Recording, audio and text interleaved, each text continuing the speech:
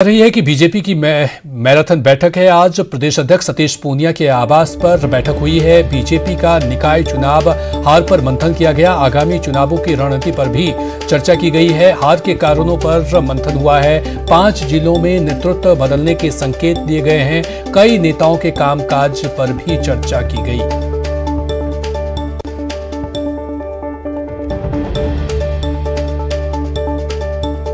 तो आपको बता दें कि यहां पर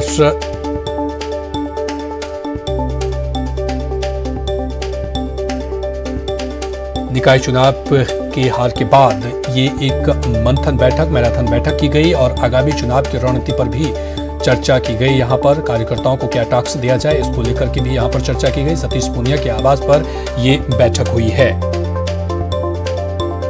बीजेपी की मैराथन बैठक, प्रदेश अध्यक्ष सतीश पूनिया के आवास पर यह बैठक हुई। बीजेपी का निकाय चुनाव हार पर मंथन किया गया। आगामी चुनावों की रणनीति पर भी चर्चा की गई।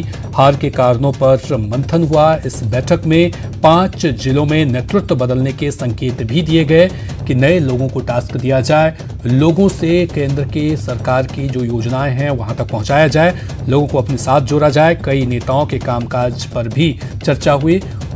उनके कामकाज को देखा गया, उन पर चर्चा की गई और उनको क्या जिम्मेदारी दिया जाए, इस पर भी चर्चा की गई इस बैठक में। तो प्रदेश अध्यक्ष सतीश पूनिया के आवास पर यह बैठक हुई और आगामी चुनावों की रणनीति पर भी इसमें चर्चा की गई।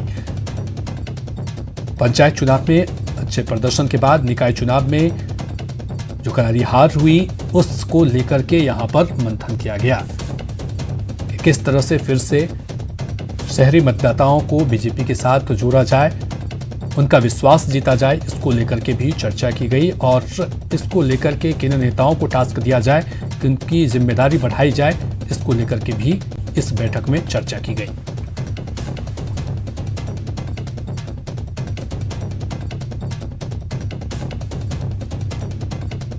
तो हार को लेकर के कहां चूक हुई, इसको लेकर के मंथन किया गया बैठक में और यह महत्वपूर्ण मैराथन बैठक प्रदेश अध्यक्ष सतीश पूनिया के आवास पर हुई और बीजेपी की ये मैराथन बैठक में कई बातों को लेकर के निर्णय लिया गया।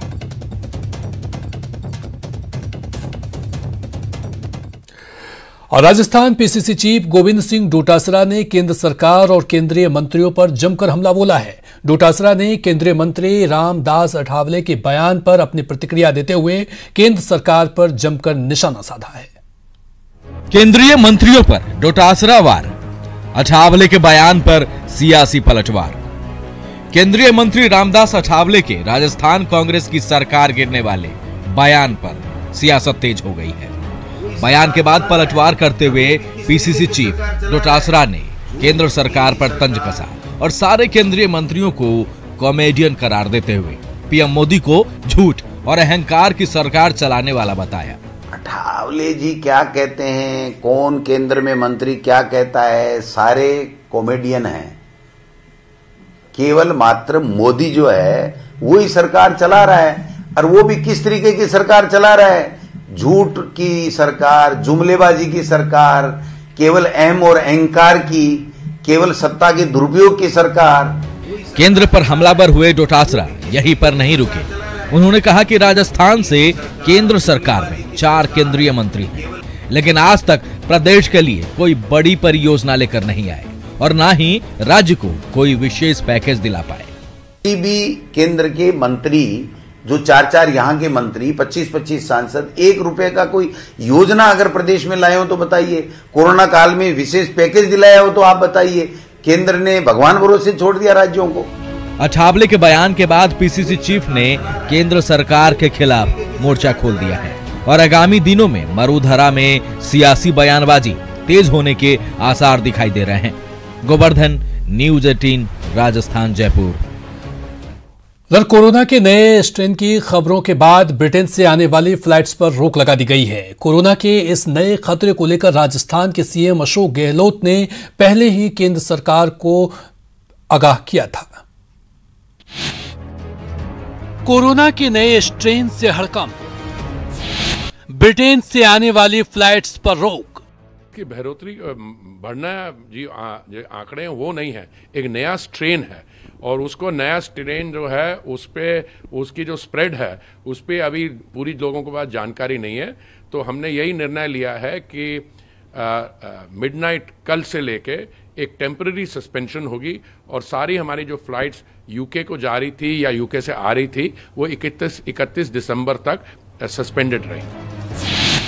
सीएम गहलोत ने की थी केंद्र से मांग। चीन के बाद अब ब्रिटेन से भी डरावनी खबर आ रही है, जिसे लेकर भारत समेत पूरी दुनिया में डर का माहौल है। कोरोना से जुड़ी नई खबर आपको बताएंगे, लेकिन पहले बता दें कि कई राज्य सरकारों ने ब्रिटेन से आवाजाही पर रोक लगाने की केंद्र सरकार से मांग की थी, जिसमें राजस्थान के सीएम अशोक गहलोत भी शामिल थे। ब्रिटेन में उभर रहा नया कोरोना वायरस बहुत चिंता का विषय है।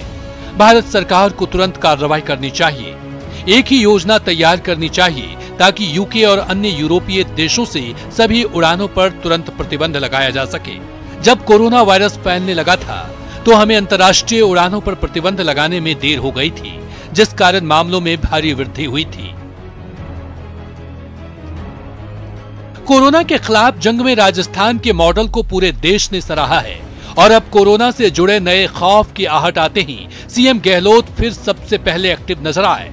खराब एयर इंडेक्स की वजह से कोरोना संकट बढ़ने के खतरे को समझकर सीएम ने प्रदेश में आतिशबाजी को लेकर भी सख्ती दिखाई। कोरोना वैक्सीन की समीक्षा बैठक के बाद सीएम ने ट्वीट कर लिखा, प्रदेशवासी नए वर्ष का जश्न अपने घर में परिवार के साथ मनाएं, भीड़ भाड़ से बचें और आतिशबाजी न करें। यह स्वयं के एवं दूसरों के स्वास्थ्य के लिए जरूरी है। सुप्रीम कोर्ट के कोरोना को लेकर सभी राज्यों के लिए जो निर्देश आए हैं, राजस्थान उनकी कड़ाई से पालन करेगा। हालांकि राजस्थान समेत भारत में कोरोना की रफ्तार धीमी हो रही है और कोरोना वैक्सीन नई उम्मीद जगा रही है, लेकिन ब्रिटेन में कोरोना के नए स्ट्रेन मिलने से पूरी दुनिया डरी हुई है। कई यूरोपीय देशों ने ब्रिटेन से आवाजाही पर रोक लगा दी। इसी कड़ी में भारत सरकार ने भी ब्रिटेन से आने वाली फ्लाइट्स पर 31 दिसंबर तक रोक लगा दी है। उससे पहले आने वाली फ्लाइट्स के हर पैसेंजर के लिए RT-PCR टेस्ट अनिवार्य कर दिया गया है। हालांकि केंद्रीय स्वास्थ्य मंत्री ने देश को आश्वस्त किया है कि भारत में अभी कोरोना के इस नए स्ट्रेन का खतरा नहीं है, लेकिन वैज्ञानिक इस खतरे पर नजर रखे हुए हैं। Bureau report, news 18 Rajasthan. तो कोरोना का खतरा टला नहीं है अभी। और एक बार फिर से आपको कोरोना का अपडेट्स बता दें कि प्रदेश में क्या है कोरोना की स्थिति। पॉजिटिव की संख्या 2,99,909 है। वहीं 24 घंटे में 913 नए केस सामने आए हैं। अब तक 2,626 मरीजों की मौत हुई है कोरोना से। वहीं 24 घंटे में 9 मरीजों की मौत हुई है। प्रदेश में अब 11,961 एक्टिव केस हैं, जबकि 24 घंटे में 1,365 लोग डिस्चार्ज हुए हैं। ये कोरोना के अपडेट्स आपको बता रहे हैं। 24 घंटे में 913 नए केस सामने आए। अब तक 2,626 मरीजों की मौत हुई है। 24 घंटे में 9 मरीजों की कोरोना से मौत हुई है। प्रदेश में अब 11,961 एक्टिव केस हैं। 24 घंटे में 1,365 लोग ठीक होकर डिस्चार्ज भी हुए हैं। चलिए और अधिक जानकारी के साथ हमारे साथ सौरभ और ललित जुड़ चुके हैं। सौरभ, सबसे पहले आपके पास आएंगे। कोरोना का खतरा अभी टला नहीं है, भले ही इसके जो केसेस के मामले सामने आए हैं उसमें कमी जरूर थोड़ी सी देखी गई है, लेकिन लापरवाही बरतने की कहीं से भी कोई गुंजाइश नहीं है। आपको सावधान रहना ही पड़ेगा।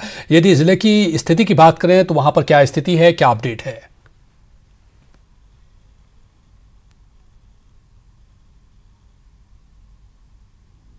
बढ़ती जाएगी उतना ही फायदा जो है वो प्रदेशवासियों को होगा। राजधानी जयपुर की बात करें तो राजधानी जयपुर में लगातार आंकड़ों में कमी आ रही है। अब 180 मामले महज रह गए हैं और जिस प्रकार से अभी सावधानियां बरती जा रही हैं, अगर इसी प्रकार से और इसी तेजी से अगर इन सावधानियों पर ध्यान दिया गया तो बहुत जल्द ही राजधानी में बहुत हद तक कोरोना जो है वो कंट्रोल हो जाएगा, इस प्रकार की उम्मीद जो है वो कही जा सकती है। क्योंकि जिस प्रकार से पिछले दिनों में देखने को मिला था कि आंकड़े बेतहाशा वृद्धि हुई थी, लेकिन जिस प्रकार से राज्य सरकार ने सख्ती की है और आम लोगों में भी इसको लेकर जिस प्रकार से अवेयरनेस आई है, उसी का कारण है कि धीरे धीरे कोरोना के जो मामले हैं वो कम होते जा रहे हैं। लेकिन एक बात ये भी देखने को मिल रही है कि अब चूंकि जिस प्रकार से मामले कम होते जा रहे हैं, लोग कुछ लापरवाही बरतते हुए नजर आते हैं। बाजारों में धीरे धीरे भीड़ जो है वो बढ़ने लगी है, शॉपिंग मॉल्स में भी भीड़ जो है वो बढ़ने लगी है। अगर इसे अभी अगर लापरवाही अगर बरतते गए तो जो है वो मुश्किल फिर से खड़ी हो सकती है। ऐसे में यही एक सुझाव जो है वो राज्य जी। चलिए, हमारे साथ ललित भी जुड़े हुए हैं। ललित, ये सरकार की तरफ से लगातार ये कहा जा रहा है कि गाइडलाइंस का अभी भी आप पालन करें, कहीं से भी कोताही ना बरतें।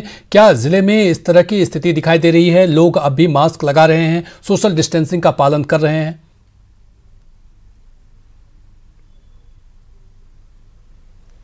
देखिए कल्याण, पिछले आंकड़ों को देखा जाए, एक सप्ताह के आंकड़ों देखा जाए तो ऐसा लगता है कि अब प्रशासन की जो मेहनत है वो रंग ला रही है। पहली बार है कि 138 दिन बाद मात्र करीब 69 पेशेंट आए, 70 से कम मरीज साफ तौर पर आए, तो ये बहुत खुशी की बात है।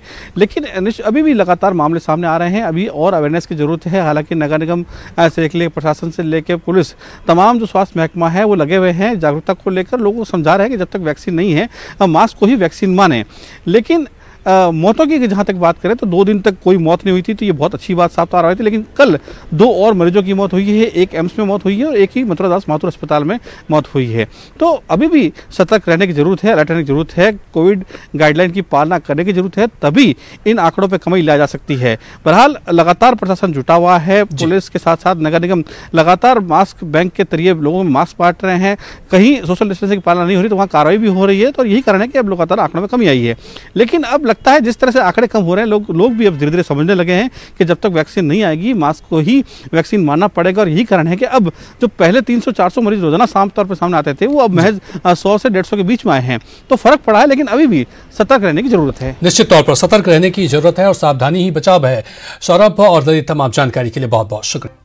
ब्रेक के बाद एक बार फिर से आप सभी का स्वागत है। खबर कोटा से है, जहां यूडीएच मंत्री शांति धारीवाल ने निरीक्षण किया है। कोटा में विकास कार्यों का निरीक्षण किया है। जिला कलेक्टर सहित प्रशासनिक अधिकारी इस दौरान मौजूद रहे। फिलहाल 700 करोड़ के चंबल रिवर फ्रंट प्रोजेक्ट का कर रहे हैं निरीक्षण। यूडीएच मंत्री धारीवाल यहां पर विकास कार्यों का निरीक्षण करने के लिए पहुंचे हुए हैं। वहीं कोटा में प्रदेश सरकार ने देवनारायण योजना की शुरुआत कर दी है, जिससे पशुपालकों की तकदीर बदल जाएगी और शहर में आवारा पशुओं के जमावड़े से भी छुटकारा मिल जाएगी। कोटा को देवनारायण योजना की सौगात, लॉटरी निकालकर योजना की शुरुआत, पशुपालकों की बदल जाएगी तकदीर, आवारा पशुओं से मिलेगा छुटकारा। कोचिंग सिटी कोटा की तस्वीर बदल जाएगी। जी हां, कोटा में देवनारायण योजना की शुरुआत कर दी गई है, जिससे न सिर्फ शहर वासियों को आवारा पशुओं से छुटकारा मिल जाएगा, बल्कि पशुपालकों की तकदीर भी बदल जाएगी।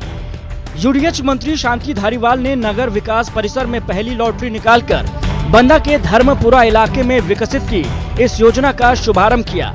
की योजना पूरे देश में और कहीं नहीं मिलेगी आपको कि पशुपालकों को मकान के साथ साथ पशु पालने की जगह, यहाँ पर पशु चिकित्सालय।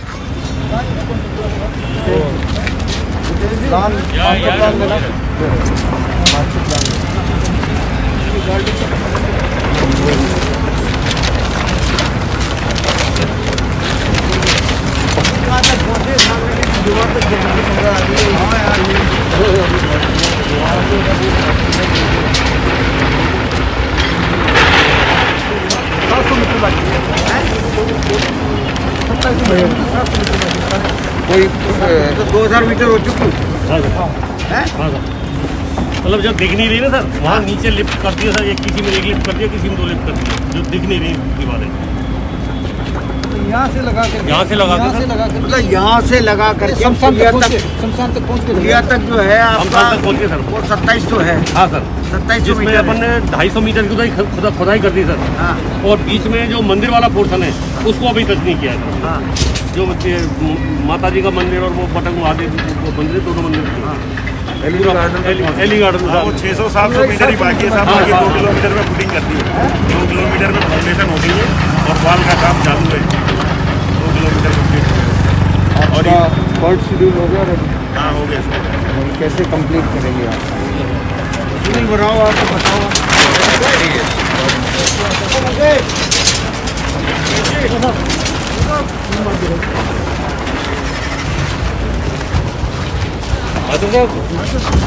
हाँ, लाना कागज लेकर के नहीं घूमते हो गए यार।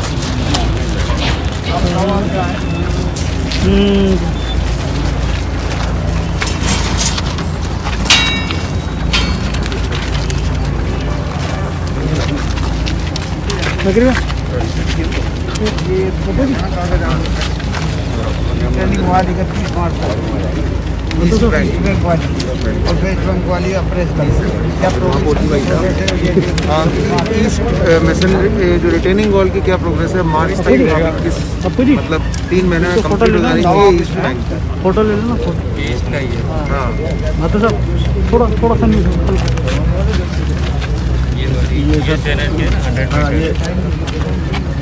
ये वॉल है।